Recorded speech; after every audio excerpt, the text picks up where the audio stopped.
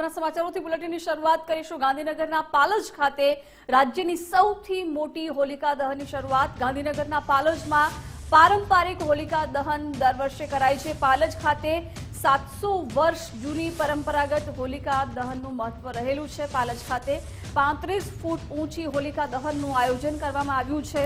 પાલજના ગ્રામજનો સહિત લોકો માટે પણ આ હોલિકા દહન છે વિશેષ મહત્વ રહેલું છે। રાજ્યની સૌથી મોટી હોલિકા દહનનું આયોજન પાલજ ખાતે થાય છે। ગ્રામજનો મોટી સંખ્યામાં ઉપસ્થિત રહ્યા છે।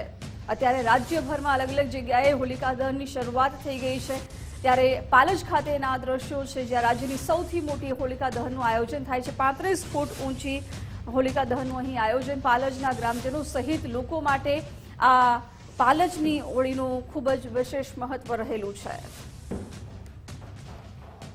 ગાંધીનગરના પાલજમાં પારંપરિક હોલિકા દહન। પાલજ ખાતે 700 વર્ષ જૂની પરંપરાગત હોલિકા દહનનું આયોજન। લગભગ 700 વર્ષથી આ જ પ્રકારે અહીં હોળી પ્રગટાવવામાં આવે છે। પાલજ ખાતે 35 ફૂટ ઊંચી હોલિકા દહનનું આયોજન કરવામાં આવ્યું છે, ત્યારે રાજ્યમાં ઠેર ઠેર હોળી પ્રગટાવવાની શરૂઆત થઈ ગઈ છે। લોકો ખાસ તો તેની પ્રદક્ષિણા કરતા હોય છે અને ત્યારે પાલજ ખાતે અત્યારે રાજ્યની સૌથી મોટી હોળીનું આયોજન હોય છે। હોલિકા દહન અહીં થાય છે। પાલજના ગ્રામજનો સહિત મોટી સંખ્યામાં લોકો ઉપસ્થિત છે।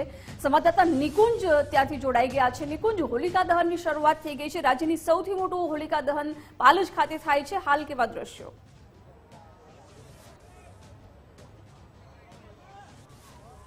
રાજ્યની સૌથી મોટી અને સૌથી પૌરાણિક હોલિકા દહન ગાંધીનગરના પાલજ ગામની અંદર કરવામાં આવે છે। મારી પાછળના હું આપને આ દ્રશ્યો બતાવી રહ્યો છું કે જે ગાંધીનગરના પાલજ ગામના છે। થોડા સમય પહેલા જ આ હોલિકાનું દહન કરવામાં આવ્યું છે।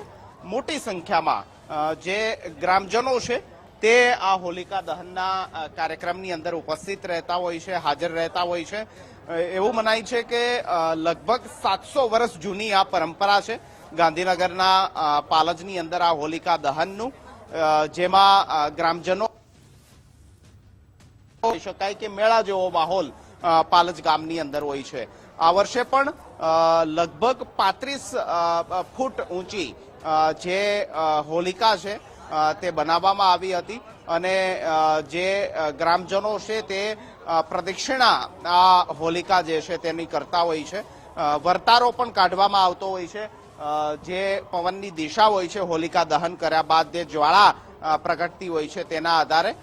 તો આ વર્ષે પણ અંબાલાલ પટેલે એ પ્રકારનો વર્તારો કાઢ્યો છે કે પવન સાનુકૂળ છે અને તેના કારણે રાજ્યની અંદર વરસાદની સ્થિતિ પણ સાનુકૂળ રહે તે પ્રકારની શક્યતા જોવાઈ રહી છે।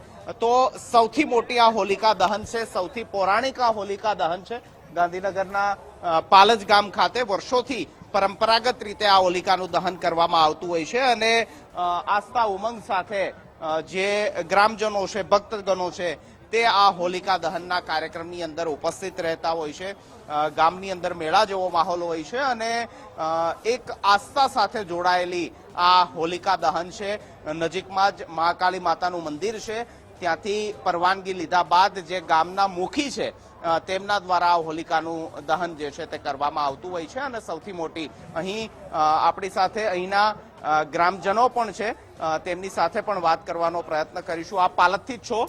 ના, હું મગોડીથી છું। મોરીથી છો? અચ્છા, અહીંયા મગોડી હોલિકા દહન જોવા માટે આવ્યા છો? હા, હોલિકા દહન દર વર્ષે આવો છો? અમે અહીંયા દર વર્ષે આવીએ છીએ। શું કહેશો આ હોલિકા દહન જે પ્રકારે પરંપરાગત વર્ષોથી આ હોલિકાનું દહન થતું? એમાં એવું છે કે અહીંયા દર સાલ હોળીમાં માતાજીનો ખૂબ મહિમા છે અને માતાજીની ખૂબ સારી એવી શક્તિનો અનુભવ અહીંયા થઈ રહે છે। અને એમાં એવું છે કે કોઈ મનોકામના તમે રાખી હોય તો અંગારા ઉપર ચાલવાથી તમારી મનોકામના દરેક પૂર્ણ થાય છે।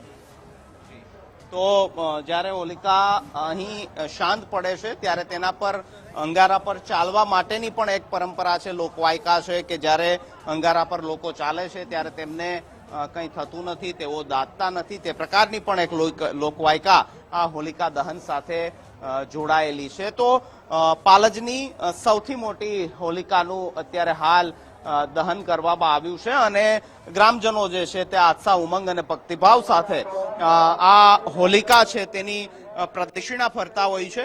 એવી પણ એક લોકવાયકા છે કે જે હોલિકાની જ્વાળા છે, જે ગરમી છે તે શરીરને જ્યારે અડે છે ત્યારે નિરોગીતા પ્રાપ્ત થાય છે, સ્વાસ્થ્ય પ્રાપ્ત થાય છે, બીમારી જે છે તે નથી આવતી, તે પ્રકારની પણ એક આસ્થા લોકોની અંદર જોડાયેલી રહેતી હોય છે અને તેના કારણે મોટી સંખ્યામાં, મોટી માત્રામાં જે લોકો છે, ભક્તગણો છે, તે આ હોલિકાની પ્રદક્ષિણા પણ કરતા હોય છે. તો સૌથી જૂની અને સૌથી મોટી એ પાલજની હોલીનું દહન જે છે તે અત્યારે હાલ કરવામાં આવ્યું. જી નિકુંજ, આભાર જાણકારી માટે.